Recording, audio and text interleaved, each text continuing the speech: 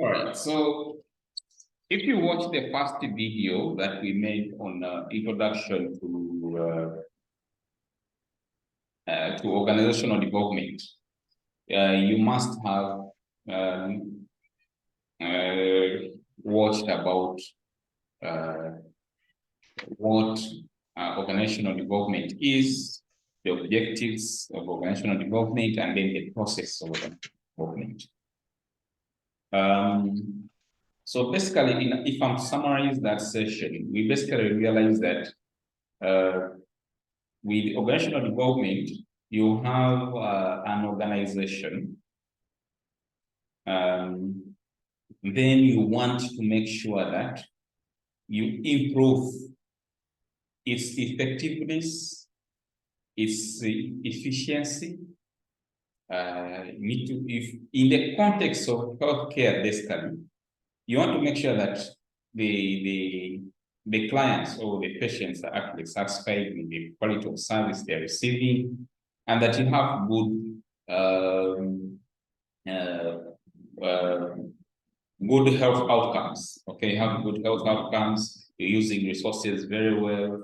There's no delay. There is basically you have the stakeholders happy or satisfied. That's the interest of organizational development practitioners. So basically, you want to systematically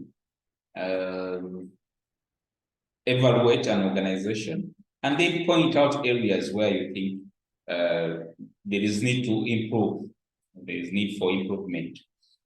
And then you design an intervention that will be able to create a change that you want. So basically, that is what organizational development is. Okay, so you assess the organization, decide on the intervention that needs to be done, evaluate and see the impact that has been created because of the intervention that has been created. So in this session in particular, we are looking at the interventions. Having assessed the organization, looked at its strength, its weaknesses, and areas of improvement, where can you put resources and then design an intervention to improve the organization as a whole. That is basically what you're going to look at, organizational development interventions.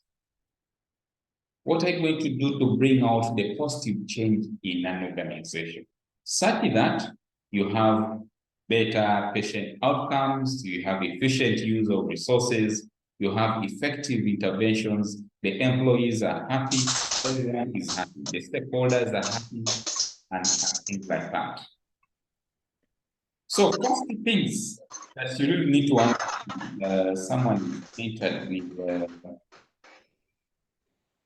please make sure when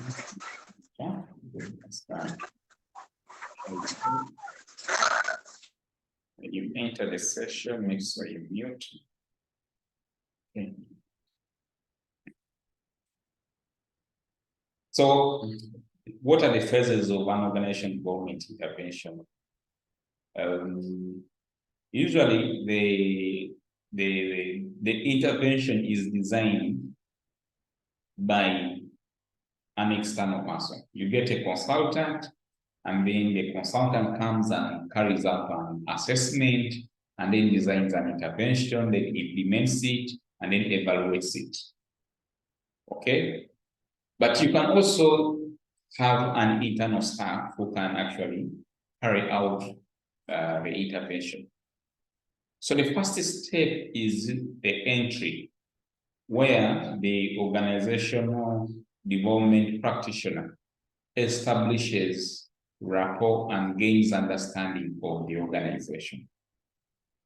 Okay, if you have worked in an organization, for example, NGOs here in the country, you must have seen experts coming and then asking you questions about how you're doing your work. Okay, they really they first, of course, they need to establish a very good relationship with you. That's the entry point before they can actually go deep into having a conversation, an interview with you, and then collect data from you. The first step is to make sure that they really establish that rapport with you, and then they really understand the nature of the work that the organization is actually doing, and who are the key people who are affected by that.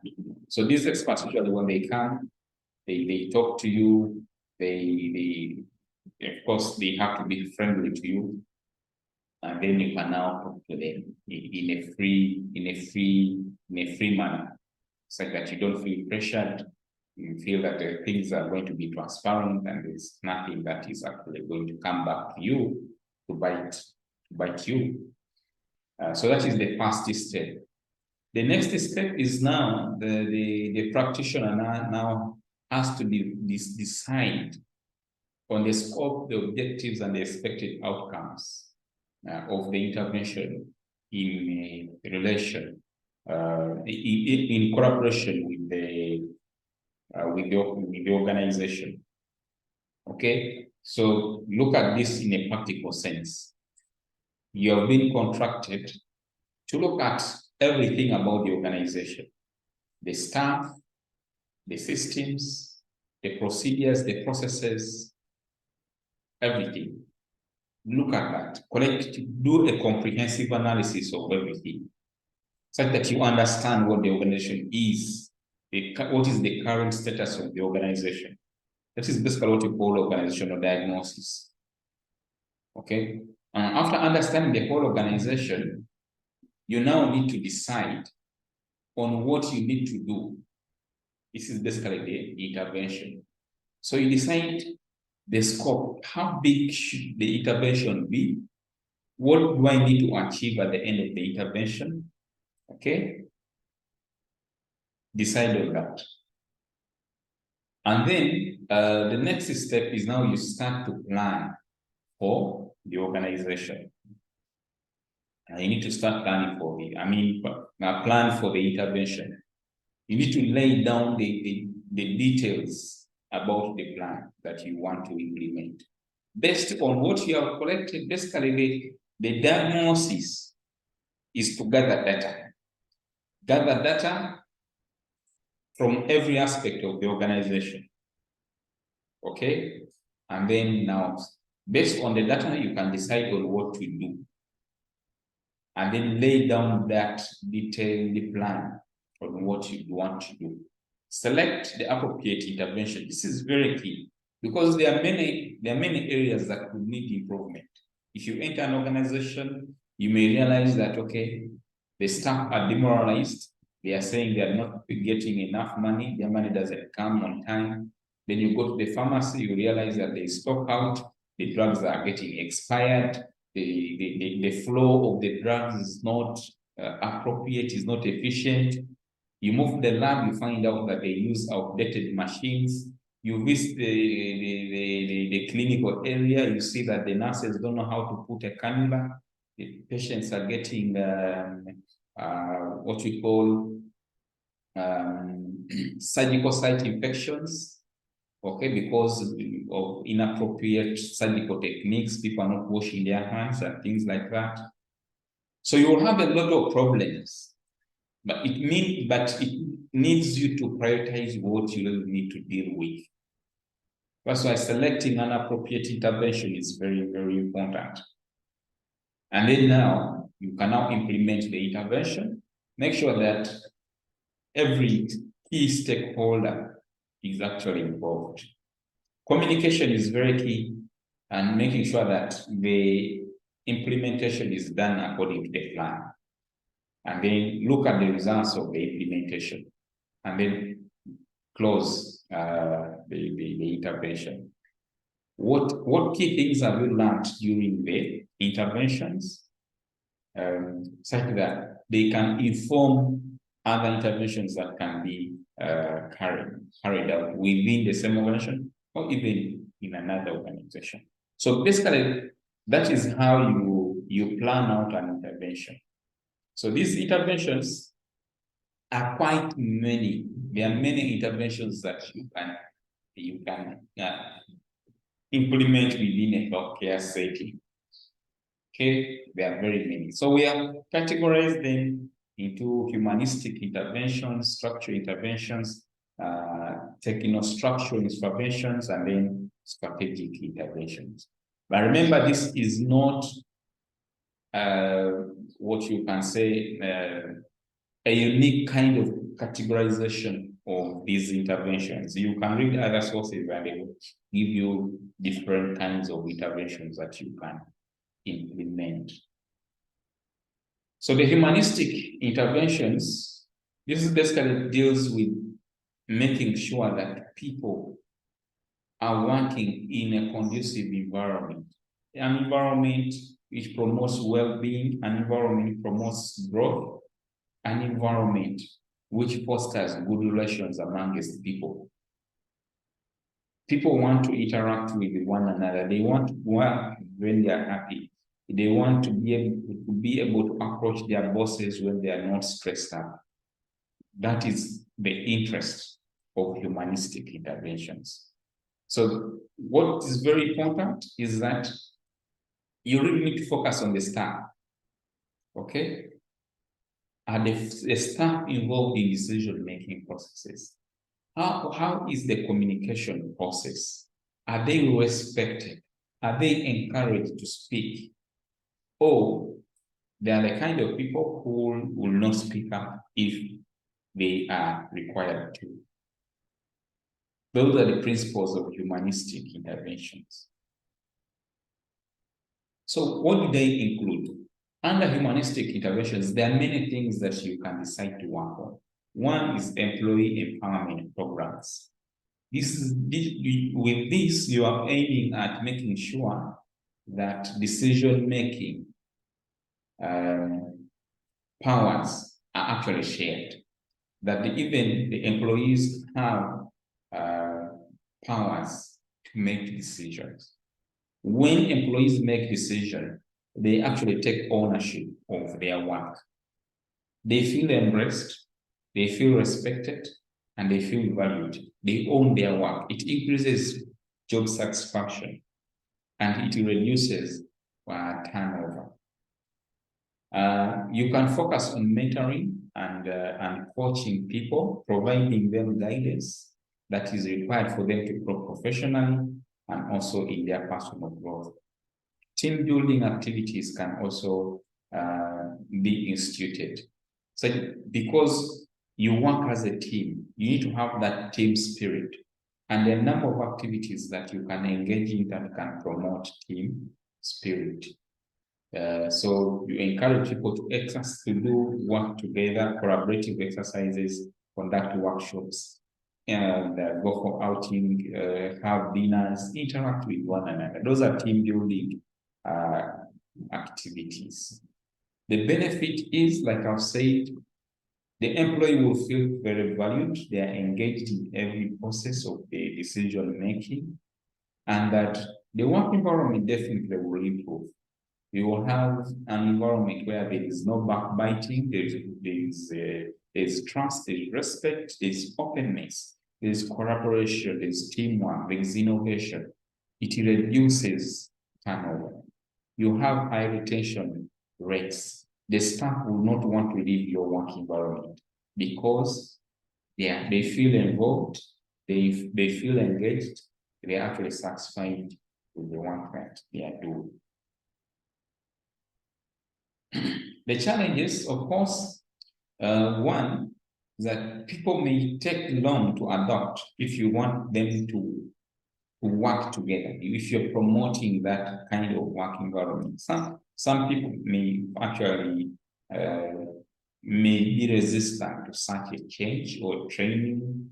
The managers may not give you the resources you need to be able to implement interventions that foster team spirit, because they may not actually see the results very soon or very fast. But overall, like I say, if the staff is motivated, is engaged, and it feels valued, and then you have, then generally that happens in a conducive work environment, what you call a positive work environment. If you have that, it means that their output will increase. It means that they will do more work for the organization, and then the organization will actually improve in terms of efficiency, in terms of output, in terms of patient outcomes. Okay, but people may not see that very fast. So they may not really give you the resources to implement interventions that focus on doing that. Sometimes the organizational alignment is not actually very clear to the employees, and you find difficulties in making sure that you really want to create a positive work environment in the workplace. The other changes that you can involve are what you call structural changes. These actually are related to design. In a healthcare setting, the design is very important. One, the design influences efficiency. It also avoids the issues to do with wastage. It avoids issues to do with inconveniencing patients. For example, if you have the OPD, outpatients department, very far away from the lab, okay? If you have an emergency and you want to do a rapid, complete blood count, and the laboratory is quite distant from where the assessment is being done, it brings a lot of difficulties in a healthcare organization. So you need to make sure that in structural rearrangement, you may need to reorganize departments, for example, even create sub-departments, and then make sure that they're actually well organized and actually placed in a order that you would expect of a health facility. So reorganizing is part of what you call structural interventions. You improve collaboration, communication, efficiency, productivity, and also sometimes you have mixed roles and responsibilities. You can have the hospital medical director and then the hospital or the medical superintendent. These two roles may be conflicting, but if you do structural readjustments, you may also look at readjusting people's roles and responsibilities, such that there are no clashes that can happen. So you can create departments, which I've already explained. You can redesign the jobs, for example, the one for the medical superintendent and then the medical director. Sometimes people get confused and then they move into another person's role, yet then it's not actually theirs. So you may need to redesign the jobs, very important. How people report, the communication channels, who reports to who, and what channels do they actually use? That is very key, and they need to be improved. If the maternity department wants to talk with the surgical department, how is that communication? Okay, how do they really work together? Okay, if you want the surgical department to work with the maternity department, how do you make sure that there are no difficulties in working together? These are things that, or do you want to put the maternity department close to a surgical department, or you want to have the maternity department managed by the surgical team, or the maternity department managing the surgical team, or do you want to have the same head of maternity managing the surgical team? These are very important in terms of collaboration, and in healthcare systems or in healthcare industry, working with departments is actually very important. The midwives need to work with the surgeons. The midwives need to work with the pediatrician or the neonatologist. These are very, very key. So cross-functional teams are very important. Decision-making powers.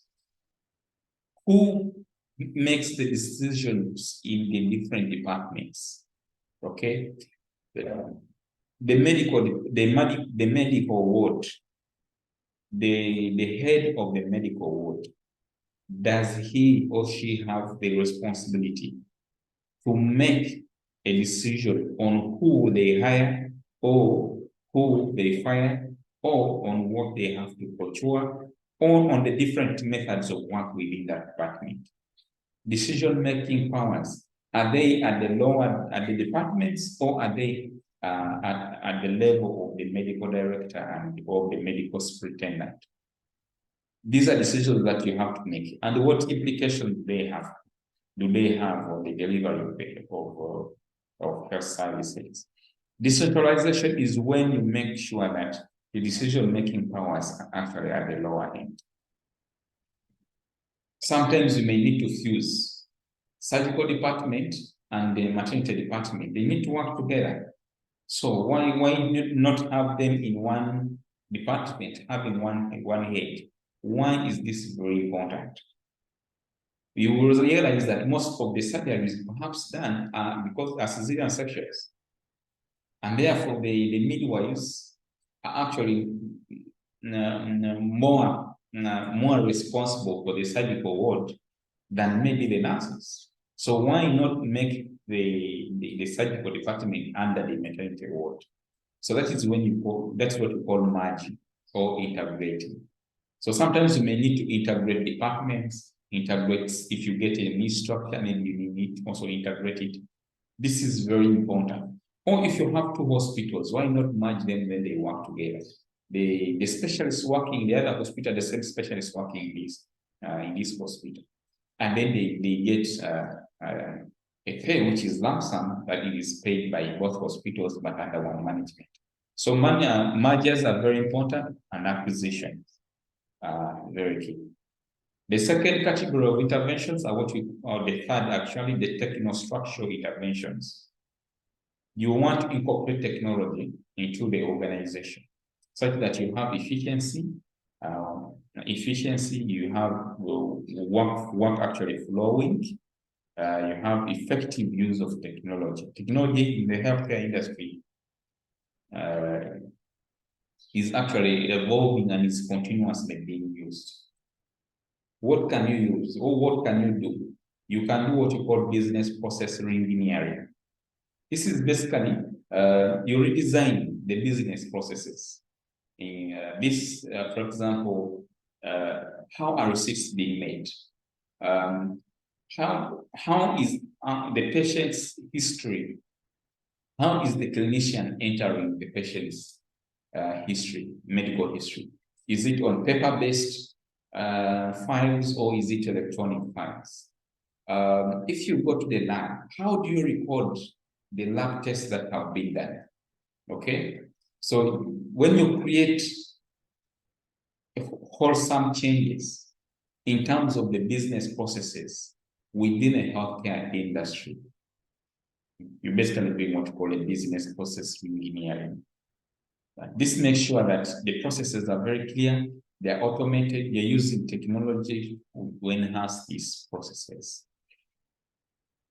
So they are actually very key. They improve performance, improve efficiency and effectiveness. Then we look at what you call workflow analysis and automation.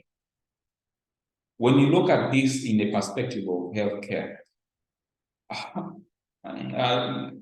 do you automate the whole or part of the experiences that the patients will go through when they arrive at the hospital? Who do they meet? What is the waiting time? Can we improve that waiting time? After waiting, who do they meet first? Is it a clinic officer, or is it a doctor, or is it a specialist?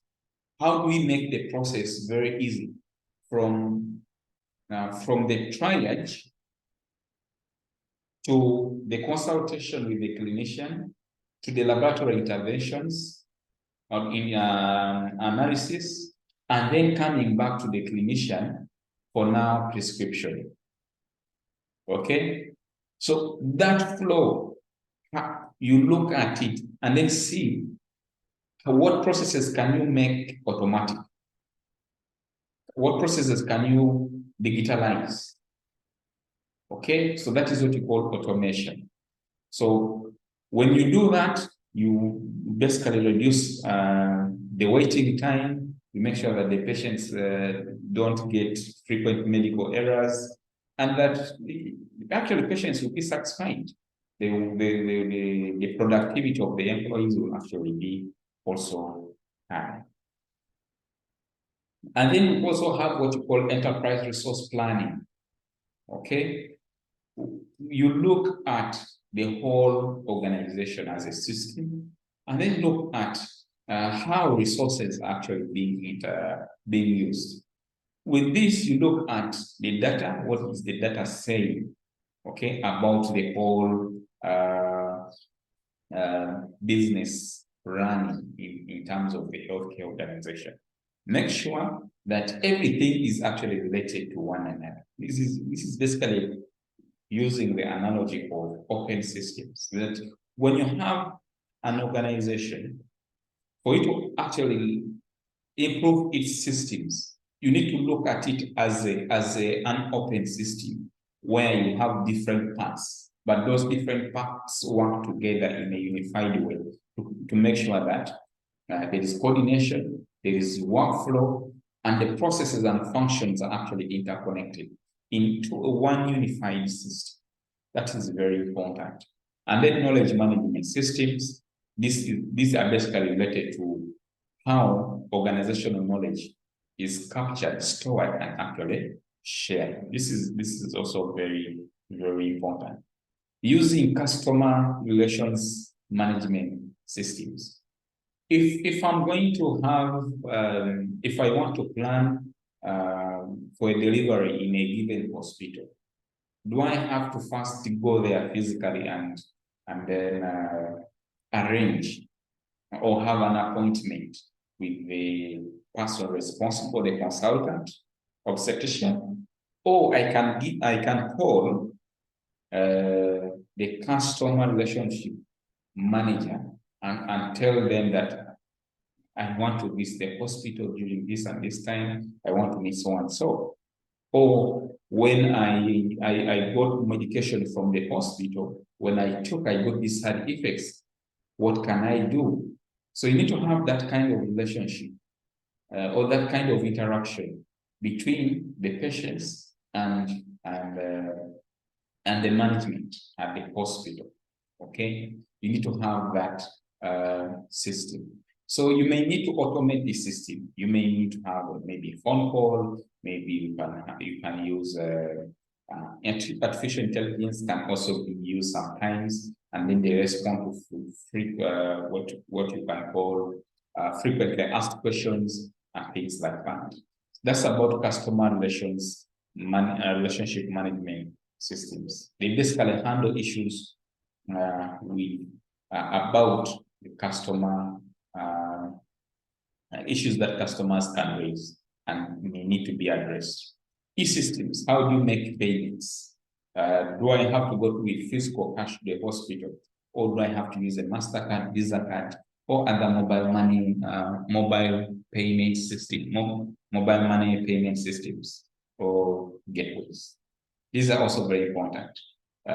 If I come with dollars, but you're charging me in euro, how can that transition, that exchange rate happen within the hospital without me having to go outside and a forex bureau? So those key aspects are actually very, very vital. Virtual teams. This can be still customer care people talking to clients remotely using different technologies. Or even working remotely from home. These are basically still technological issues that you need to look at. The challenges with any intervention that we have actually discussed. Sometimes people don't want to change. That is, we have talked about this several times. You need to be able to offer leadership. Sometimes that leadership is not available. You don't have enough resources, communication is not effective, people are used to how they are doing things, so organizational culture is it becomes a hindrance. You lack the data to make informed decisions. Sometimes you implement a change, but after some time, people don't actually adhere. So sustainability of organizational development interventions becomes an issue. So that's the end of my presentation, unless you have any question. But basically, in summary, in organizational development, we look at an organization as a whole, identify areas of improvement in terms of the systems, in terms of the personnel, in terms of the processes, and in terms of the structures and many other aspects. Now, you make a decision on what you really need to do to improve the organization. We look at the organization performance, we look at the quality of care, effectiveness, efficiency. What is happening within the organization? And then we can decide on what we really need to do. After deciding on what we really need to do, then we implement it. And those are the ones we call the organizational development interventions that we have looked at. They can be very many. We have looked at those that involve changes in structure, those that involve looking at the relations of individuals in the organization. We have looked at those that focus on integrating technology. So that's basically what we have looked at. Do you have any questions?